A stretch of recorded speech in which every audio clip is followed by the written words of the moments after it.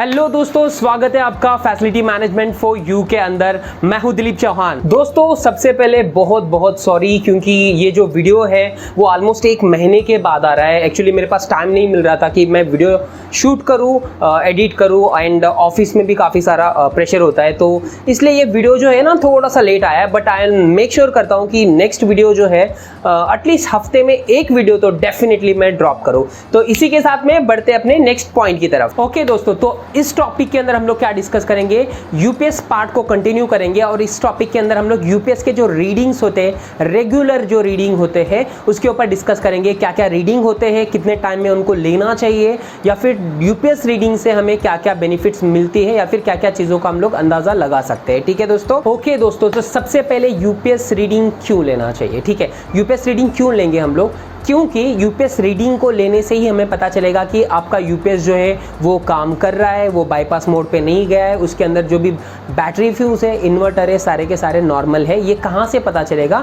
हम यूपीएस की रीडिंग लेते हैं उसी से। और यूपीएस की रीडिंग हम लोग हमेशा 2 आवर जो स्टैंडर्ड प्रैक्टिस है, ठीक है, इंडस्ट्री प्रैक्टिस जो है, वो हर 2 घंटे में हम लोग यूपीएस की रीडिंग लेते हैं। ठीक है, क्योंकि यूपीएस क्रिटिकल है, तो वहाँ से जो भी आउटपुट आपका सर्वर को जा रहा है, सर्वर को नॉन स्टॉप सप्लाई मिलना चाहिए। ठीक है, बेसिकली क्या होता है, ये प्रैक्टिस हम क्यों डालते हैं, जब बारिश का टाइम जब होता है तो क्या होता है, मॉनसून में सर्ज पावर आता है, मतलब वोल्टेज हाई हो जाता है, कभी कभी करंट हाई हो जाता है। तो वो क्या करता है, यूपीएस जो है ना फ्रैक्शन ऑफ सेकेंड के लिए हो सकता है आपका इन्वर्टर ब्लॉक कर दे, ठीक है, और या फिर हो सकता है आपका बैटरी फ्यूज ओपन हो जाए, कुछ ना कुछ प्रॉब्लम आने के ज़्यादा चांसेस रहते हैं, जिसकी वजह से आपका जो यूपीएस है वो सीधा बाईपास मोड में चले जाता है और आपको पता नहीं चलता है, क्योंकि वो फ्रैक्शन ऑफ सेकेंड के लिए पावर अप डाउन हो जाता है, तो आपको पता नहीं चलता है। ठीक है, तो इसलिए हमें यूपीएस को कंटिन्यूअसली मॉनिटर करना बहुत ज़्यादा ज़रूरी है, क्योंकि ये जो है वो क्रिटिकल डिवाइस है। ठीक है, ओके दोस्तों, तो रीडिंग जो होती है यूपीएस के अंदर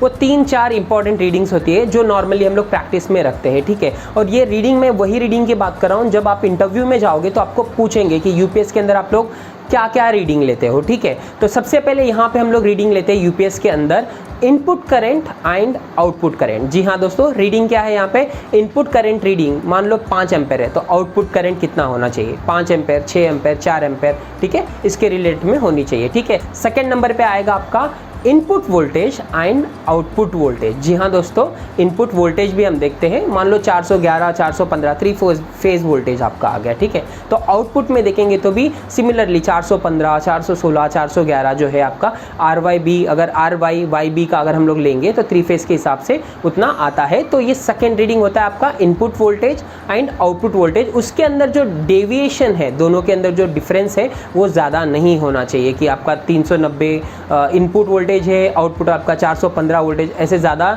जो है फ्लक्चुएट नहीं होना चाहिए, सिमिलरली ऑलमोस्ट होने चाहिए। ठीक है दोस्तों, ये हो गया आपका सेकेंड रीडिंग। अब बढ़ते हैं थर्ड रीडिंग की तरफ। ओके दोस्तों, आगे बढ़ने से पहले अगर आपको लगता है कि जो हमारे वीडियोस है कुछ भी आपके लाइफ में वैल्यू क्रिएट कर रहे हैं, आपको कुछ ना कुछ सीखने के लिए अगर आपको हेल्प कर रहा है, तो प्लीज़ प्लीज़ प्लीज़ इस वीडियो को लाइक कर दो, एंड और ज़्यादा पसंद आ जाए तो प्लीज़ साइड में जो सब्सक्राइब का बटन है उसे भी हिट कर देना। ओके दोस्तों, तो थर्ड पॉइंट अपना क्या आता है, percentage of load on UPS. जी हाँ दोस्तों, यूपीएस के ऊपर कितना परसेंट लोड है। मान लो 100 kVA का आपका यूपीएस है, ठीक है, तो उसके अंदर कितना परसेंट लोड आपके यूपीएस पे पड़ा है वो भी हम वहाँ पे देख सकते हैं। ये बहुत ज़्यादा इंपॉर्टेंट है। ठीक है, तो 20% अगर आपका लोड रहेगा तो उसके हिसाब से आपको बैकअप भी मिलेगा। अगर मान लो आपका 100 kVA का यूपीएस है, ठीक है, एंड आपका पावर जो है अगर चला गया है और अभी आपका परसेंटेज जो है 20% है, तो वो 100% मतलब पूरा का पूरा ड्रेन हो जाएगा। ठीक है, तो 20% आपका लोड है, तो उसी हिसाब से आपको बैकअप मिलेगा। ठीक है, ओके दोस्तों, तो जो फोर्थ रीडिंग आती है वो आती है आपकी फ्रीक्वेंसी। ठीक है,